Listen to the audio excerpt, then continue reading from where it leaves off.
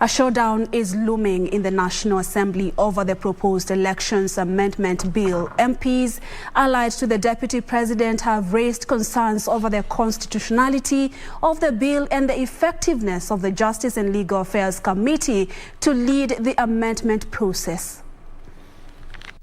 Barely 2 months since chaos marred the National Assembly due to the contentious political parties' amendment bill, a similar drama is looming over the Elections Amendment Bill.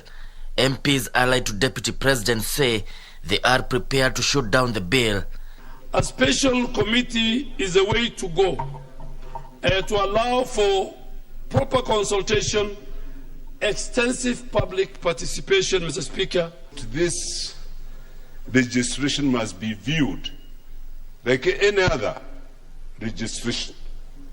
The fact that elections are about to ensue does not make it a special bill. It's a very straightforward bill. It's the least controversial, I would expect. But there are members who have sworn that anything that they don't like must fail. But they have also realized they don't have numbers.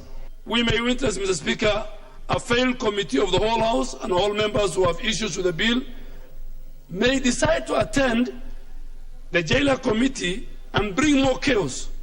Garissa Township MP Aden Duale had sought to have the House constitute a special committee to consider the bill instead of the Justice and Legal Affairs Committee. We are seeing the provisions in these amendments that are limiting this freedom and right of Kenyans, and especially for people like voters in Nairobi, Mr. Speaker. The concept of registration of candidates with IBC instead of nomination is strange and unknown to the Constitution of Kenya. It is a complete departure from the Constitution. I will be able to address the issues raised. I think they are not complex.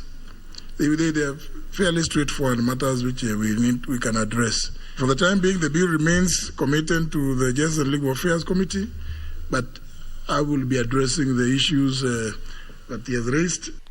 Meanwhile, the National Assembly leadership is set to gauge the Senate leadership over delay by each house to consider bills originated from either houses. Speaker Justin Muturi acknowledged he had written to the Senate over the matter in vain. Yishuke Washira, Prime Edition.